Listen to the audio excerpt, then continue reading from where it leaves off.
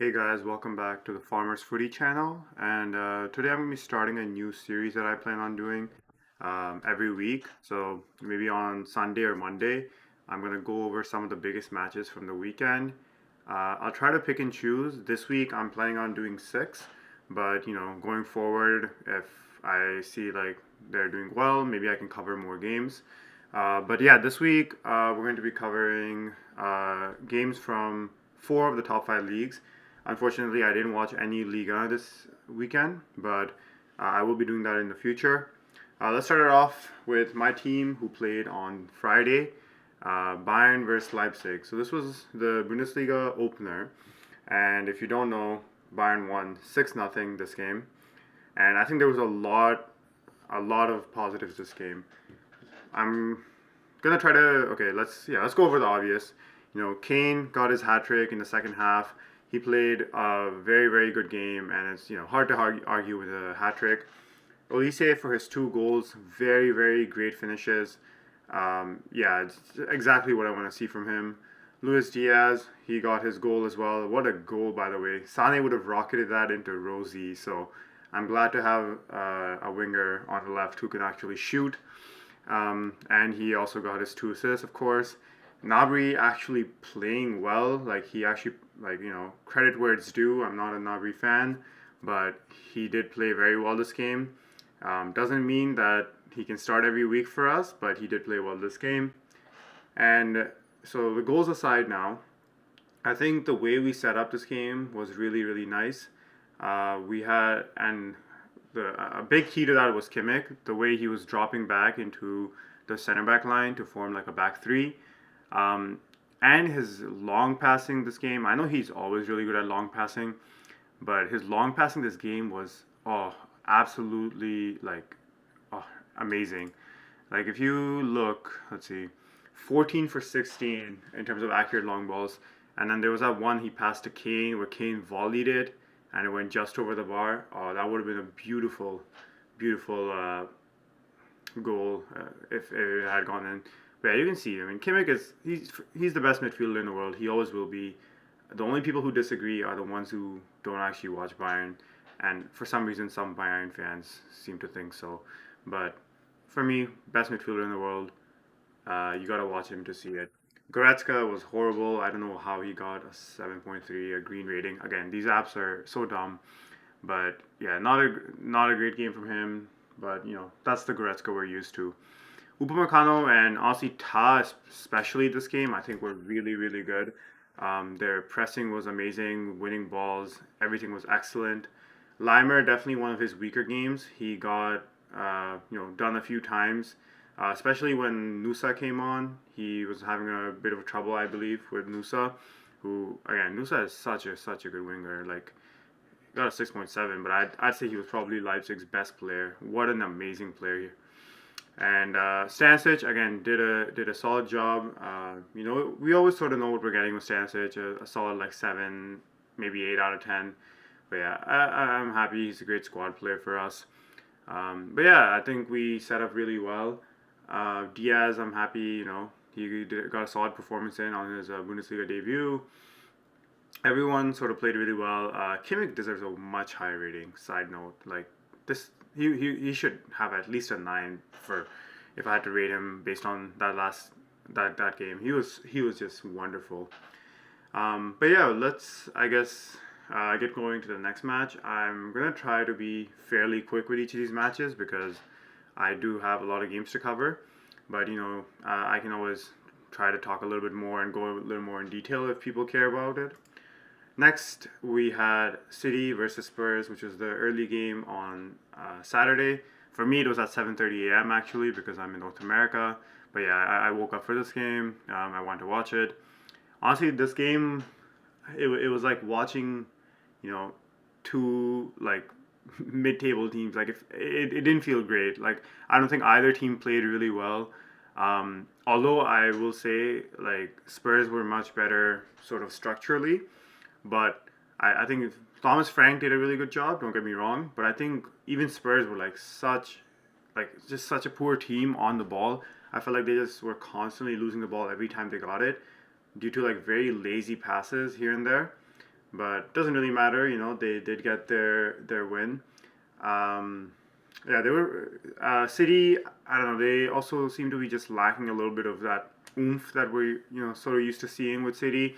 I know they had a couple chances, that Haaland header, but yeah, there wasn't exactly that City where you're seeing chances on chances getting created, and I think that's due to the great defending by these four players here. I think Van de Ven and Romero were really, putting their body on the line, just trying to stop everything they could. Vicario as well was doing excellent job keeping City out. But yeah, like City, they had the ball a lot. They were trying a lot, but they weren't getting those big chances.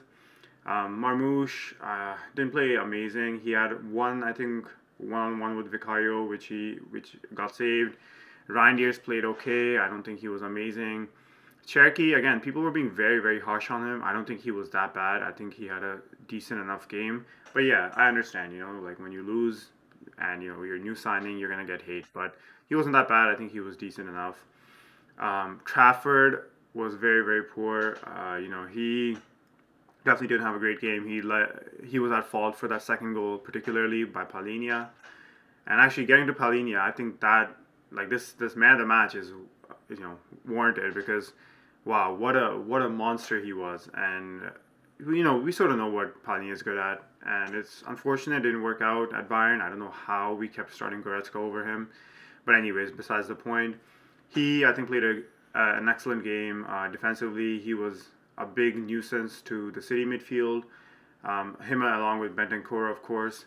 And Sarr for both the goals, I think, was very crucial. This rating does not do it justice. This is such a low rating, but he was a very important player in this game, I think. So this is why it's important to always watch the games. You can see who was playing really well and who wasn't. But Sarr definitely was one of the most important players that game. What does this mean going forward? I mean, Thomas Frank, since he's taken over in the Prem, he has yet to concede a goal. And I don't know, this is pretty exciting. As I've sort of mentioned, I'm really excited about the Spurs team under Thomas Frank. I'm probably going to be rooting for them this season as far as the Prem goes. So yeah, I'm excited to see. City definitely need to, get back on the drawing board because I know this is exactly the starting lineup that City fans wanted, and yet it wasn't good enough to beat Spurs.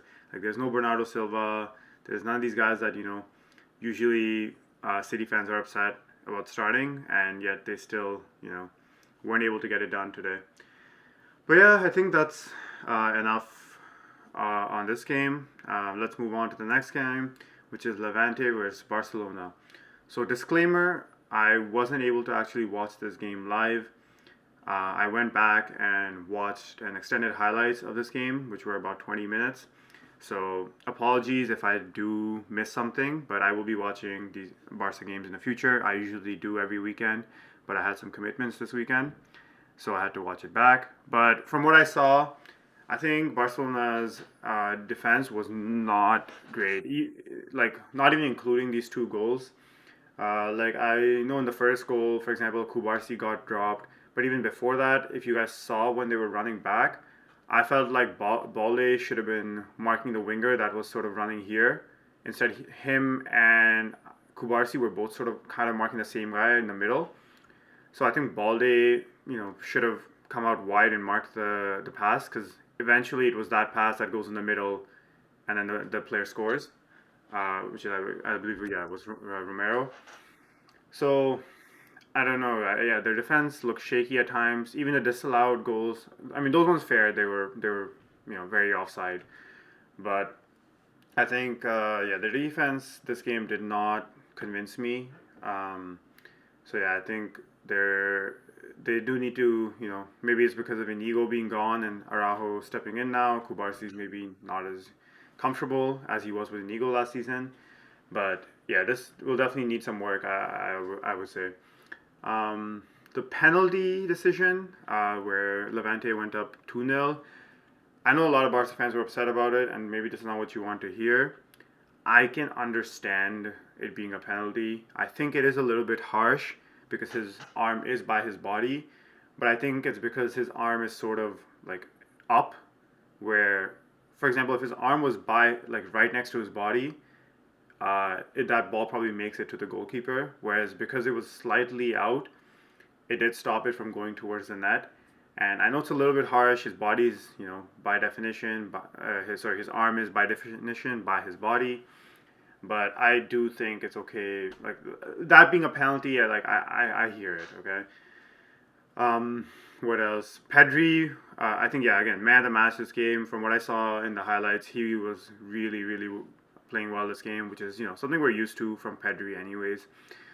Really good at creating chances, getting involved in the final third, and that rocket of a shot to make it 2-1. Wonderful, wonderful stuff. If you remember, like Pedri sort of used to be a little bit weary of taking shots on his right because of the injuries he kept having. But it's nice to see him, being comfortable and confident shooting on his right foot and letting those fly, because you get amazing goals like that. So yeah, again, Pedri, what a goal. What a performance from him in general. The other goal, Ferran, again, wonderful, wonderful goal. That was the one where Rafinha crosses it in from the corner and Ferran with some acrobatic finish. Wonderful, loved it. They don't call him the Shark for no reason. I guess other players in this game, Lamine, he was, again, good, but by Lamine's standards, I think maybe a little bit of a slow game. I'm not saying he was bad, but I think a little bit slower compared to, what we've seen from Lamine, obviously. He's one of the best players in the world. But yeah, again, you're always going to get something special from Lamine, and that's exactly what you got for the eventual winner, which was a cross-in by Lamine and a own goal by Al-Ghazabal. Yeah, which is, unfortunate for Levante and very lucky for Barcelona, but hey, what a comeback. Rashford as well, I wasn't super, super convinced by. He seemed okay. I wouldn't say anything amazing, but, let's give him some time. I'm excited to see. But I guess overall, congrats to Barcelona for the 3 points. I do think their defense does need a lot of work. Those goals, as well as some of the other chances I saw Levante get, were a result of bad defending. So I think there is a little bit of a communication issue maybe. But yeah, let's move on to the next game. So next we have Juventus versus Parma. So I didn't watch the full game for this. I watched the full first half, and then I was sort of multi-screening with this game and Madrid, which I'm going to speak about next. But again, Juventus, I was really excited to watch Jonathan David play. I know he was doing fairly well in the preseason, but I hadn't watched preseason, so I was quite excited to see him play today. And I think his hold-up play and everything was fairly decent. You can see, he created 5 chances this game. I was pretty happy with what I saw. And he took his goal well. Conceição, decent game. He got that one header, which I was like, how are you guys letting Conceição get a header? He's tiny. For those who don't know, he's a very short player. But yeah, it was quite funny seeing him get a completely open header. But yeah, luckily for them, he didn't score.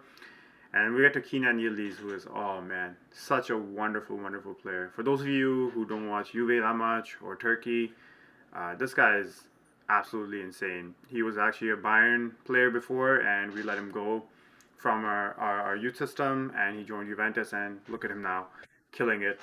But for that first goal, dancing around and then puts the cross in for Jonathan David. Wonderful pass.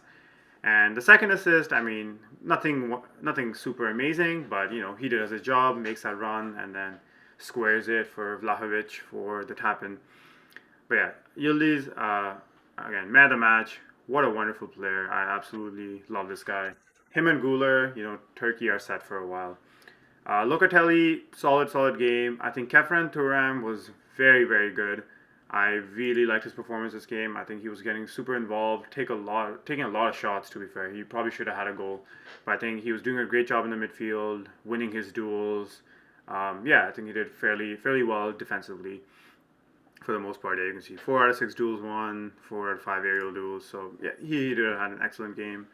The defenders, I think, did decent. Di Gregorio's passing was pretty good. I think he had to make one save off that long shot at the end, which I think he did well with, but I think that was the only save maybe I think he had. Yeah, you can see he only had one save that game, but it was a great save.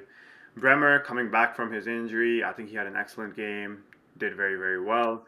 So yeah, this was a very good game, I'd say, for Igor Tudor's Juve. Excited to see how they do. I think I had them finishing second, but I think it's gonna be a close race between them and Milan. We'll see. I know Milan lost their game on the weekend, but yeah, it'll be an exciting watch for in the Serie A for sure. All right, let's get to the next game, which is sort of happened at a similar time, which was Real Madrid versus Real Oviedo. Real Madrid won 3-0. But I will say, although the scoreline was 3-0, I think I sort of tweeted this a while ago about one of their previous game. I think their game last week. Madrid seemed to be much better in possession and at keeping the ball and passing it around and much more calm. But I feel like they're still lacking a bit of that chemistry or whatever it is. There's something missing in that final third when it comes to creating chances. I think, which I'm sure will come with time. Like Xabi Alonso's just taking the job. I'm sure it'll take time to implement that stuff for these players to get used to playing this new style of football. Again, it's working well. I think they're much better defensively than they haven't been in the past. Maybe they did concede a few chances this game, I believe. I think Courtois did have to make a few saves. Yeah, 3 saves. But they're definitely looking a lot better defensively, less fragile there. But I do think going forward, they do need a little bit of that spark, that magic that maybe they're still missing. But, they're a much more stable team. They're much better in possession. Rodrigo, I think, played fairly decently off the left. He got 7.3, which maybe is a little bit fair, but I think he had a pretty good game playing on the left here. Probably just because, he probably just got this game to sort of maybe up his transfer value a bit. It was against a newly promoted side, so they were probably just hoping, get a few extra million for him when they sell him. Mbappe, what would you even say about Mbappe? He's the best player in the world, one of the best players in the world. And he continues doing his thing, takes his goal really well from an excellent pass by Arda Güler. Yeah, I think not much to say about it. I think Mbappe did well. Huijsen, again, probably been Madrid's best player. Maybe not best player. I guess I don't know. I guess yeah, probably best player, including sort of the Club World Cup time as well as preseason. I think Huijsen's really impressed and really shown that he's the first name on this team sheet when it comes to the defense, and yeah, I think he's done really well. Tchouameni, Valverde, fairly decent games, I'd say. Nothing too crazy. They have very high ratings. I don't know if they were necessarily that good. They were good, but I just didn't think it was anything super out of the ordinary. To be fair, he has really good dual stats here. But yeah, I think they did their job. They're excellent midfielders. They did just that. Mastantuono, would have liked to see him get involved a little bit more. I don't think he was quite, as good as I would have wanted to see. Like you can see 0 out of 5 successful dribbles, 0-2 crosses, 1 big chance missed. So only 2 out of 7 ground duels. But I mean, he's a young player. I'm sure he'll come good and get better with time. But yeah, I'd say that was sort of my review. Carvajal as well, pretty good game from him coming back off that long-term injury. Carreras, again, decent game from him as well. Nothing to write home about. Let's talk about Vinny's cameo off the bench. Again, that was excellent. And for all these people saying Vinny and Mbappe don't work, it's not that deep. They're two excellent players. You don't have to pick a side. You don't have to say get Vinny out, get Mbappe out. They're both excellent players. And yes, maybe it'll take a little time for them to click in this new system, but you can see Vinny is Vinny, right? He came on, he had a great game, great assist, great goal, and it's Vinny. Like he'll be fine. But yeah, let's go to our final game, which actually happened today. So it's very fresh in my mind. But yes, it's the Isak custody battle, which Liverpool won. So hey, who knows? Maybe they'll get him by the end of this week. Yeah, so Newcastle United versus Liverpool at St. James's Park. That happened today.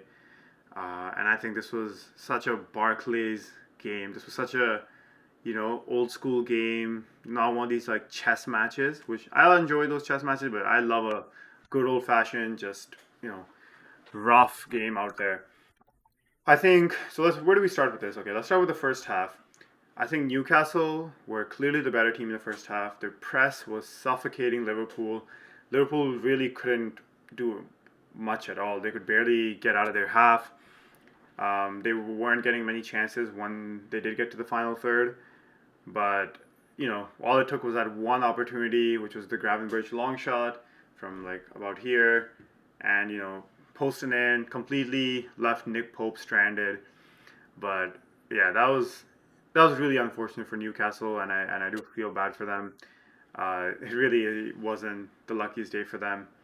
But I think the biggest issue with this is Newcastle let the narrative of this whole game with the Isak thing really get to them. I genuinely think they really could have won this game if they had sort of played it like a normal game instead of letting all the emotion side of this game build up, which is exactly what we saw. I think Gordon was doing fairly well in this game. He was getting his chances because of Barnes and Ilanga's crosses and Livermento. Um, he was getting his chances, and then he goes and makes that tackle on Van Dijk. I don't know if you guys saw, there was literally like two like red marks on Van Dijk's calves, like from like the tackle that Gordon had. Obviously, a red card gets sent off, and that's where like let the emotions get the better of him. Um, yeah, I think Liverpool were struggling. They got that goal. I think Newcastle really lost their heads after that goal because they had been the better team. And I know it was probably so frustrating for them to concede that first goal. And after that, yeah, Gordon lost his head, got the red, and things sort of just got worse from there. Um, I think, yeah. So I think the first half, the midfield three here played really well. Tonali, Joelinton, and Guimaraes. Excellent game. They were really not letting Liverpool do anything. Uh, I so now yeah, and then the second half, right off the bat, I think yeah, Akatike scores that goal, which I think Wirtz had a good part in again, but it was Gakpo's assist. He tries to shoot, gets blocked, gets the rebound, and then Akatike finishes it wonderfully. And this is why I still don't understand Liverpool wanting Isak. Like, yes, Isak is a great player. Yes, he's better than Akatike. But is that really your priority right now? Like, no matter what, if Isak comes in, Akatike is not going to be as important. And I don't know if they're going to play even like a two striker. Even if they're not, it's going to change this dynamic up. I think if Liverpool really just want to spend money for the sake of it, they should be going for a left winger or someone who's flexible and can play sort of multiple roles. Because right now they sort of only have four attackers, which is the ones you see here: Wirtz, Gakpo, Ekitike, Salah. Those are like their four sort of established attackers. I know they have like Harvey Barnes and like guys like that, and Rio, who we'll get to later. But he's only 16. Yeah, if it was me, I don't think you need to go and get an Isak right now when you have Ekitike. You can spend that money more wisely. Uh, what else do I want to speak of? So yeah, that made it 2-0. I do want to quickly mention Konate this season has been horrible. Like just this whole season. Like today's game, yes, he was bad as well, but just want to put that out there. This whole season, I've really not been impressed. Maybe his head's sort of already in Madrid. But it's funny. All I hear is Konate is better than Upamecano, Saliba's better than Upamecano, but when it comes to it, I don't think either of them are. And I know maybe Upamecano has his bozo moments, but if we're looking at 99, like all these guys have bozo moments. Konate has had like 5 bozo moments already this season. Saliba has bozo moments all the time, but no one loves to mention those. Anyways, sorry, bit of a tangent there, but. And yeah, Konate, I think he was very poor today, and I think he's been very poor this season. I think Liverpool need to get that Gahey deal done like yesterday. So yeah, Wirtz was pretty mad today as well. Uh, he was okay in the first half. And then the second half really like he was not. He was just getting bullied out there. Salah also not a great game from him. Wasn't really able to get involved much. He did get his assist in the end, I guess, which is wonderful. But let's save a bit of the player talk for now. Let's go to so yeah, so Newcastle are man down, and they're down 2-0, and Bruno Guimaraes scores a great header from a great pass by Livramento, and now all of a sudden Newcastle's back in it. I think they pressed for a bit more, but then Liverpool seemed to kill them off around 2-1. And I think there was like a 20-minute period in the game where it was like really dull, and then all of a sudden we get that Osula 2-2, and oh man, the game got going once again, like just like that. It was 2-2, and now Newcastle are sort of fighting for that draw, obviously because they're man down, and Liverpool are really trying to get that winner, and it eventually comes thanks to this guy right here. Oh, where is he? Oh, this guy right here, Rio and Gumoa. What a wonderful game from him. Um, I know he played only 1 minute, but that's all it took. He scored his goal, and that's all that matters. Also, he didn't play 1 minute. He played. He I guess this is maybe in the regular time. He played 1 minute, but yeah, he came. He got his chance. The composure it takes as a 16-year-old to get that one-on-one with the keeper, and you just perfectly place that in the side netting. What a goal! And I really liked him in preseason, as I'm sure a lot of you guys probably watched and saw. But he looks wonderful, and I'm really excited to see him this season. But how much can you really trust him to sort of take over? Which is sort of going back to my point where I think Liverpool do need to sign more attackers. I did forget Chiesa, so they have sort of they have Chiesa and like Elliott as their attackers basically. That's about it. Yeah, and I guess I'm gonna shout out a few Newcastle players. The whole midfield three, and of course specifically Bruno Guimaraes. I think he's such a good midfielder. I think he starts for every club in the world. Yeah, whoever you're thinking, I think he starts for no matter what. Barca, Madrid, Bayern, City, Liverpool, Arsenal. He starts for them all. He's such a wonderful player, and yeah, I think any club would be lucky to have him. And I'm just gonna glaze Livramento a little bit because this has been one of my favorite right backs in the world since probably the Southampton days. And then I know he had that ACL injury and he was missing for a bit. And then when he joined Newcastle, I was so excited. I love Livramento, and this is sort of like one of those random players that I just really really love. I like if I had to go and sign one player for Bayern to play right back, it wouldn't be Trent, it wouldn't be Reece James, it wouldn't be Koundé, it wouldn't be any of these guys. It would be Tino Livramento. I'm not saying he's better than all of them. I just think he has such a high ceiling on top of like what his level is already. I would take him in a heartbeat. Also, like he's a great left back as well, which just gives you even more cover.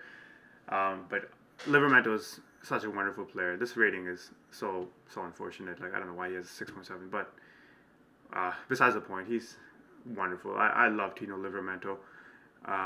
But yeah, and then Trippier, poor game from him. He kept getting every time. I think it was Allison. He'd make a long ball out to Gakpo. Trippier would misread it, step up. Gakpo would get the ball, and he'd be behind. He'd already be past Trippier. Trippier, time to hang up the boots, man.